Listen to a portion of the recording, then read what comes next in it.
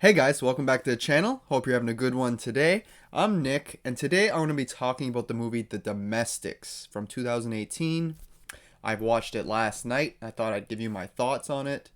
I thought it was a hell of a ride, a really good apocalyptic type movie. On the back here it says it's Mad Max meets The Purge, and I feel like that's almost the perfect analogy for this film. It stars Bosworth and Tyler Hoechlin, and it was directed by Mike P. Nelson, who just recently did the Wrong Turn reboot, which I really enjoyed as well. But to be honest, I might have enjoyed this one even more. These are his only two big releases for full films, not short films, and I think he does a great job on both. But this one, it's very violent, like ultra violent. It doesn't hold back on certain elements, especially its horror elements. Um, so the movie's about this apocalypse that happens because the government tries wiping out the population, the U.S. government, with by using these planes that drop this black poison. The problem is it didn't kill everybody. Some people survived. They were immune to it or whatever, but a very small population. Now the states is split up into these different factions, these gangs, and that's real interesting. There's like 6 or 7 different types of gangs here, but we still have very few normal people going around the world just trying to survive, but they keep running into these different factions and ending up in a whole bunch of trouble. So our two main leads in this are trying to get to, they're a married couple obviously, and I think Nina is her name. She is trying to get to her parents' house, which she'd been keeping contact with through the radio, and they live in Milwaukee, and they're in another part of the states right now trying to travel there. Unfortunately, they stop hearing back from them. They radio them, but they won't radio back. So the whole movie, you're not sure if their parents are still alive or what has happened to them. And I like that mystery throughout because their whole journey is almost like a road trip movie trying to get there. And every turn they take on this road, they run into some bad people, let me tell you. And yeah, like I said, this movie is ultra violent. It's gory when they have to be. It's not non-stop gory, but if the scene calls for it, you're gonna see it, and they'll do whatever they have to do to really sell the scene. And I really appreciate that they didn't hold anything back. This is a very hard R-rated movie. And aside from the violence, I feel like there's a few things here that this movie gets really good, like gets really right. They really accomplished what they were going for. And one of those things is Nina and Mark, our two main leads. I love the relationship, even though it's very broken. Like the way this movie starts off, we know they're married and whatnot, but we soon learn that they were going through a divorce when all this shit went down. And now they're kind of just staying together to survive, but they don't really love each other anymore. Like the spark's not there anymore. And it makes for a real interesting movie because it's like, do you just stay together with this person and act like you're in love to survive? Or do you still split your own ways, leave, and try to survive on your own and find a new person? Because chances are you're going to run into some bad people and they're going to kill you or use you or whatever. And most likely you're not going to run into another normal person that you'll fall in love with. So it's real interesting ideas put in here, and I think they do a really good job with the relationship aspect. And as the movie goes on, they kind of like surviving with each other, helping each other out in certain situations where they probably wouldn't have without the apocalypse going on. It brought them closer together, and by the end, I feel like they rekindled their love. The fire is there again. But the journey getting there is just so interesting to me. The different choices they make, and it's not thrown in your face that they hate each other or whatever. It's a damn train. It always has to be going by when I'm filming. Yeah, their relationship, it feels real to me because a lot of it's behind closed doors. Like, even when there's just the two of them, they don't talk very much to each other in that, and you can tell that there's something wrong here. There's something broken. Another thing that this movie does very well is the tension. My god, it's one thing to be violent in that, but sometimes it just doesn't work, it's just trying to be a splatter fest for the sake of it. But this one doesn't really do that. It's always ranking up.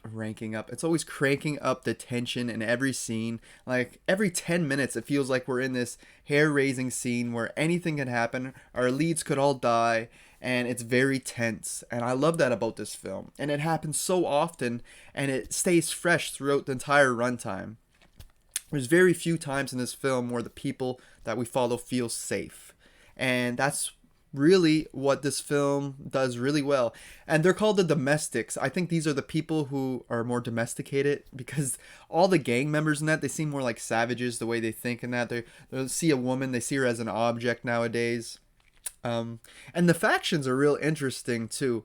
They all have their own niche or whatever. Like we got the sheets. They wear sheets over themselves like ghosts, almost like Ghost Bob in Halloween, the original.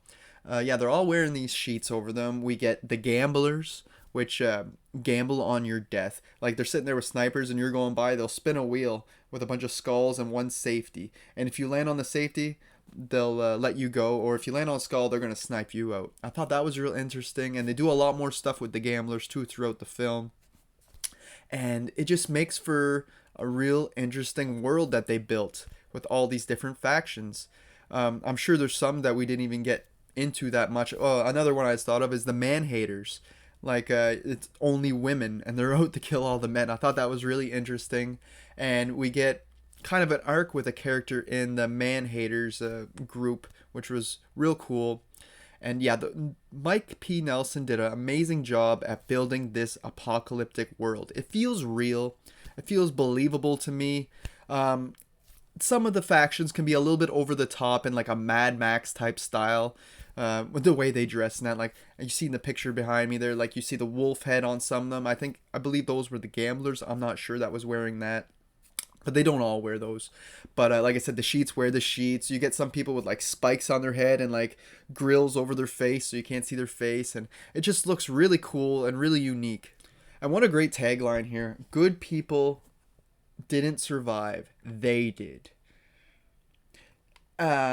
I would say our two main leads are fairly good people that have done a little bit of bad things, but overall they're very good compared to almost everybody else in this film. There's a lot of bad people in here and no one can be trusted. It makes for a very paranoia watch.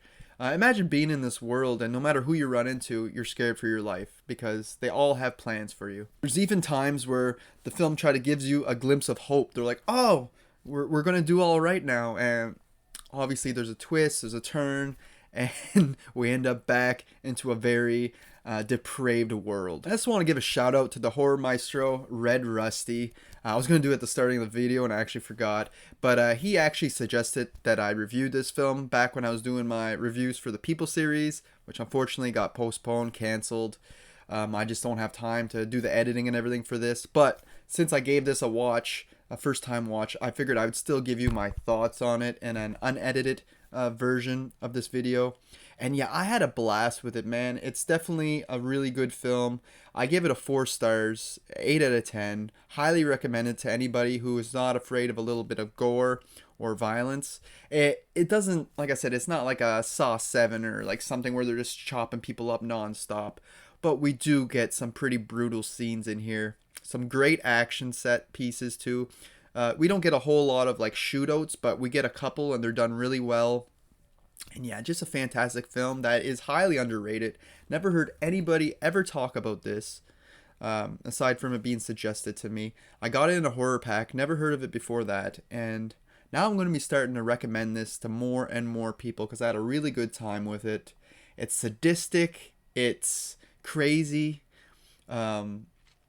Yeah, it really does give you the bit of that Purge feeling with all these gangs coming into houses and try to take out everybody or take hostages or whatever. You really do get that vibe, and the Mad Max vibe would be from obviously the post-apocalyptic world and the suits and that everybody's wearing. And the ultra-violence, there's quite a bit of violence in the Mad Max movies as well. But guys, I just had a really good time with it. We got great acting, great story, great effects. All around solid film, and I highly suggest you check it out. It's getting a thumbs up from me. So there you have it, guys. There's my little review on the Domestics, more just my thoughts after watching the film for the very first time. Have you guys seen this movie? Let me know down below in the comments if you haven't. I think you should seek it out. It's definitely worth a watch if you're into this type of sci-fi, horror, futuristic, apocalypse type stuff, because it really worked for me. I had a blast with it, and it was surprisingly way better than I expected it to be, especially it being a fairly unknown movie. I never hear anybody talking about it. But that's all I got for you guys today. I hope you enjoyed the video, and until next time, thanks for watching.